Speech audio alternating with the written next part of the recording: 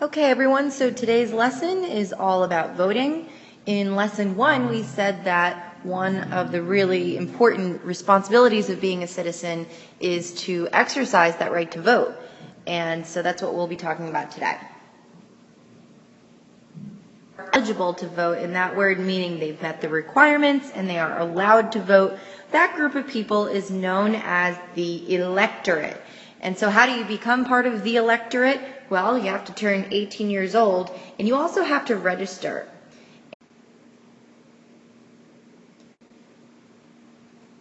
That's the part that probably messes most people up, is that it's easy to forget to register to vote, but it's really important that you do that before Election Day. While these two items are requirements for being able to vote, learning about the issues is really something you should do in order to make an informed decision about who you're voting for. It's really important to research the candidates, learn about some of their ideas and their stances on certain really important issues. This is really something you want to do in the years or months leading up to a very important election. In a moment, we're going to take a look at voter trends throughout history, and it's going to be a graph that shows how many people out of the electorate actually do come out and vote on Election Day. And it's kind of surprising that the percentage is rather low.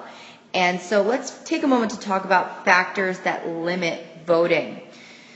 Part of registering to vote requires you to fulfill a residency requirement, meaning that if you're going to vote in a particular town that you live in, you have to have lived there for a certain amount of time. And especially if someone moved recently, this could be a little bit difficult. The other challenge, as I said before, is just the registration forms.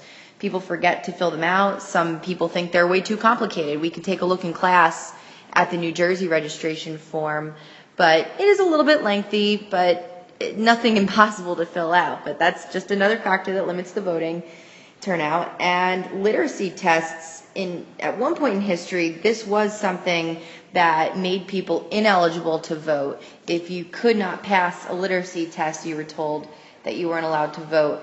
Those have since been outlawed. That was the bell. And finally, the other factor that limits voting is just general voter apathy.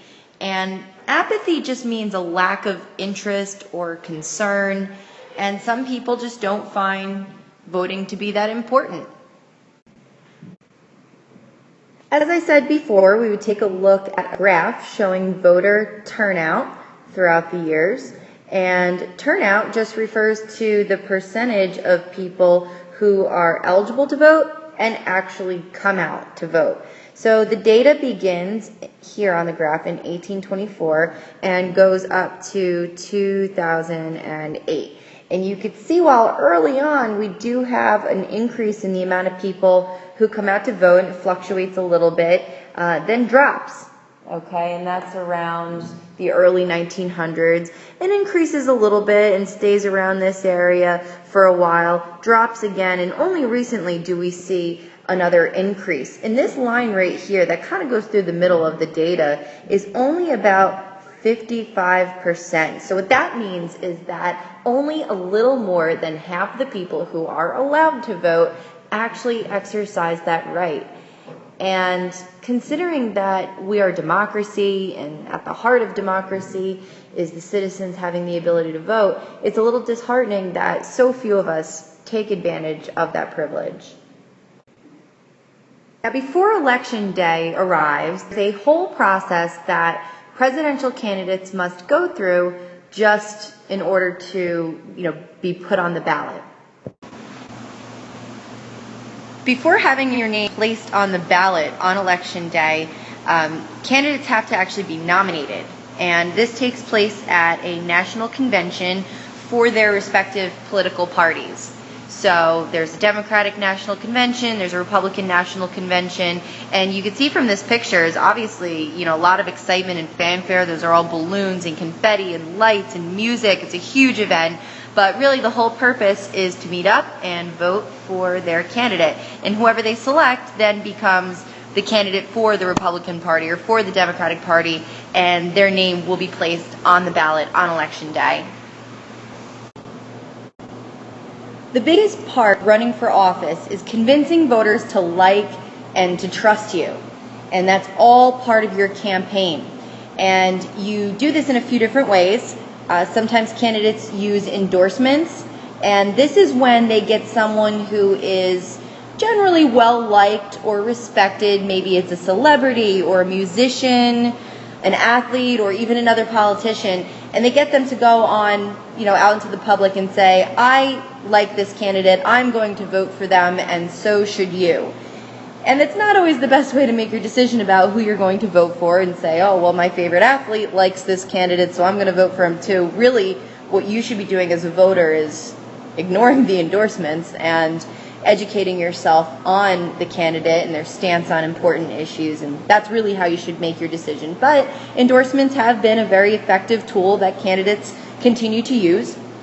Another is propaganda, and propaganda is defined as an attempt to promote a person or an idea. So during a campaign, you're promoting yourself or the candidate that you support.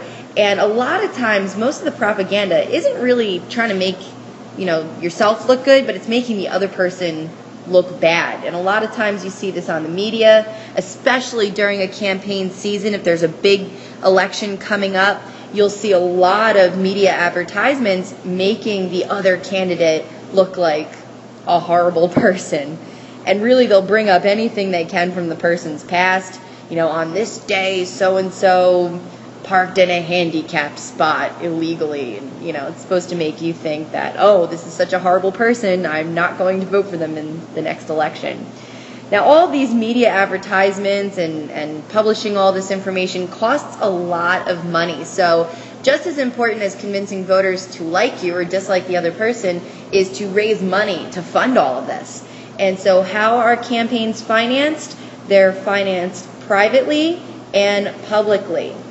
So some portion of your tax dollars can be put towards a certain political party of your choice, or you can also donate privately. So private companies or private individuals can choose to donate money towards a particular candidate's campaign. After months and months of campaigning, and trying to convince voters that you are the right candidate, the most important day arrives, and that's Election Day. And the most important stuff takes place at the polling places across the country. And these are locations where the votes are actually cast.